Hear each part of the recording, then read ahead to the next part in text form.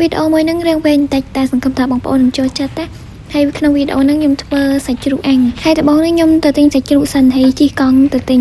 លើទិញបានហើយក៏មកផ្ទះវិញហើយខ្ញុំទៅទិញសាច់ជ្រូកទិញនៅគូថ្មីបើអ្នកនៅម្ដុំភូមិខ្ញុំតែស្គាល់ហើយឡើយមកដល់ផ្ទះវិញហើយឡៃឈប់ឈរលើបង្ហាញបងប្អូនថាខ្ញុំទិញបាននេះខ្លះបានត្រប់ហើយខ្ទឹមស1គីឡូជាមួយនឹងសាច់ជ្រូកហើយសាច់ជ្រូកនេះខ្ញុំទិញសាច់ជ្រូកវាស្តៀង3ជាន់ដែរវាអត់3ជាន់ចំទេហើយនឹងជើងមួយហើយពេលមកដល់ខ្ញុំយកសាច់ជ្រូកហើយជើងជ្រូកនេះយកមកលាងឲ្យស្អាតសិនហើយបានយកទៅកាត់បែបដុំដែលយើងចង់ដាក់អាំងណានិយាយទៅខ្ញុំបានអាំងទាំងដុំធំទេហើយដំបូងខ្ញុំថាអាំងតែសាច់ទេប៉ុន្តែពេលដល់មើលទៅដូចរឿងតិចពេលអញ្ចឹងខ្ញុំអាំងទាំងជើងទាំងអីដែរជើងវិញខ្ញុំជាយកអាសាច់ណាហើយទុកតែឆ្អឹងទុកស្ងោរហើយយកមកអាំងដែរហើយសាច់ហ្នឹងខ្ញុំលាងហើយខ្ញុំយកវាមកកាត់ជាដុំទំហំធំល្មមនិយាយទៅមិនធំពេកក៏មិនតូចពេកដែរមកល្មមចង់បានអញ្ចឹងណាហើយស្បែកខ្ញុំបែបឆូតវាមិនតិចដែរហើយបានយកទៅប្រឡាក់គ្រឿងហើយគ្រឿងដែលខ្ញុំដាក់ប្រឡាក់នឹងមានតែ2មុខទេមានរ៉ូឌីហើយនឹងប៊ីចេងបន្តិចហើយបើប្រេងខ្យងហើយនឹងស្ករអីខ្ញុំអត់បានដាក់ទេសារខ្ញុំចង់អាំងឲ្យវាបែបក្រៀមឡើងស្រួយហើយខ្ញុំប្រឡាក់វាឲ្យចូលជាតិម៉ាស៊ីតូហើយបានដាក់អាំងហើយខ្ញុំអាំងក្នុង air fry សារខ្ញុំធ្វើនឹងរឹងថ្ងៃដែរហើយខ្លាចអត់ទាន់សារថ្ងៃហ្នឹង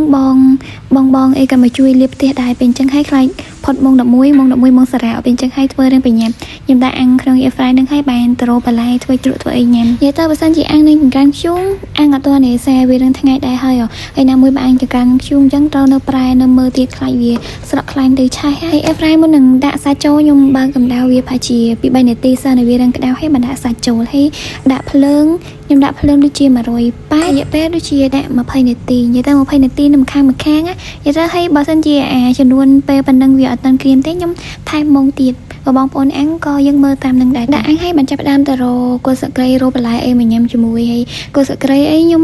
កាត់អត់ទៅណាឆ្ងាយទេនៅកន្លែងខ្ញុំដាំធ្គួននឹងឯងហើយល្អមែនតើគួនខ្ញុំកាលនឹងអត់តាន់ធំទេប៉ុន្តែពេលដល់ឥឡូវគឺញ៉ាំកើតតែបងប្អូនដែលនៅខេត្តផ្សេងអីលឺខ្ញុំថានិយាយថាញ៉ាំកើតអញ្ចឹងឆ្ងល់ញ៉ាំកើតវាអាចកាត់ញ៉ាំបានវាធំល្មមអាចញ៉ាំបានហើយខ្ញុំឆ្លាញ់ទេសភាពជុំវិញផ្ទះខ្ញុំមែនតើនិយាយទៅវាពណ៌បៃតងស្រស់ល្អខែហ្នឹងស្រែខែភ្លៀងពេលអញ្ចឹងហើយខែធ្វើស្រែដែរពេលអញ្ចឹងហើយវាស្រែពណ៌បៃតងហើយដើមឈើអីក៏ខៀវខ្ចីតែម្ដងហើយពេលកាត់គល់ស្លឹកគ្រៃបានហើយខ្ញុំមកកាត់ចេកម្ដងផ្លែចេកហ្នឹងវា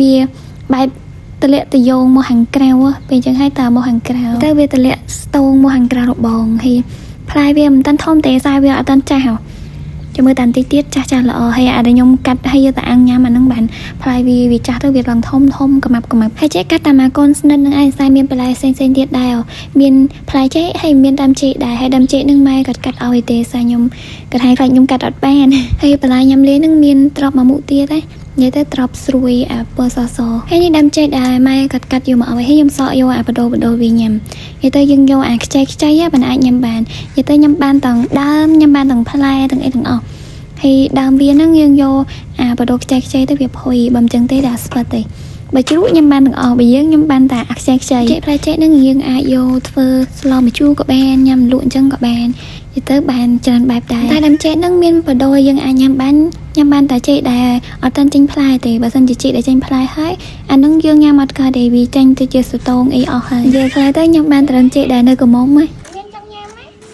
ងតែពីប្រមូលបន្លែបានអស់ហើយខ្ញុំយកមកលាងទឹកចាមានតែ3មុខហ្នឹងឯងបន្លែរួចហើយមកមើលសាច់ខ្សែវាអស់នាទីហើយក៏ហមបានបន្តិចដែរនិយាយទៅវាអត់តាន់ជាក្រៀមខ្លាំងទេហើយប៉ុន្តែខ្ញុំប្រែទៅមិនចង្ហៀងទៀតហើយចាំប្រែត្រឡប់មកខាងទៀតឲ្យវាស្រួយល្អតែហើយដាក់អាំងបន្តទៀតនិយាយទៅអាំងតើក្រហមទៅមកបានបញ្ចប់ផ្ដើមធ្វើជ្រក់ហើយជ្រក់ហ្នឹងខ្ញុំធ្វើជ្រក់ប្រហុកអញ្ចឹងហើយខ្ញុំហាន់គល់ស្លឹកគ្រៃហើយគល់ស្លឹកគ្រៃខ្ញុំដាក់រៀងច្រើនដែរសារចូលចិត្តដល់ហើយតែខ្ញុំចូលចិត្តញ៉ាំជ្រក់ច្រើនពីចឹងហើយតើធ្វើរឿងច្រើនដែរពេលហាន់គល់ស្លឹកគ្រៃហើយបានចាប់ដើមដំខ្ទឹម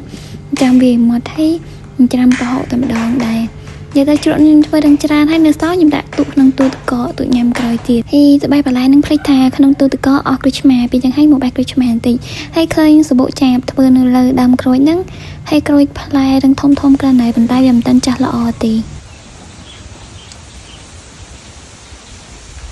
េបែកក្រូចឆ្មារួចហើយខ្ញុំចាប់ផ្ដើមធ្វើជ្រក់តទៀតហើយក្រូចឆ្មានេះខ្ញុំដាក់ប្រហែលជា2ផ្លែនិយាយទៅក្រូចឆ្មាហ្នឹងវាអត់សូវចាស់ល្អមែនប៉ុន្តែទឹកវាច្រើនដែរណាហើយក្រូចឆ្មាហើយថែមគ្រឿងផ្សេងទៀតដូចជាស្ករសនិយាយទៅស្ករសខ្ញុំដាក់ដូចជា2ស្លាបព្រាបាយហើយមកអំបិលដែរហើយប៊ីចេងហើយដាក់ទឹក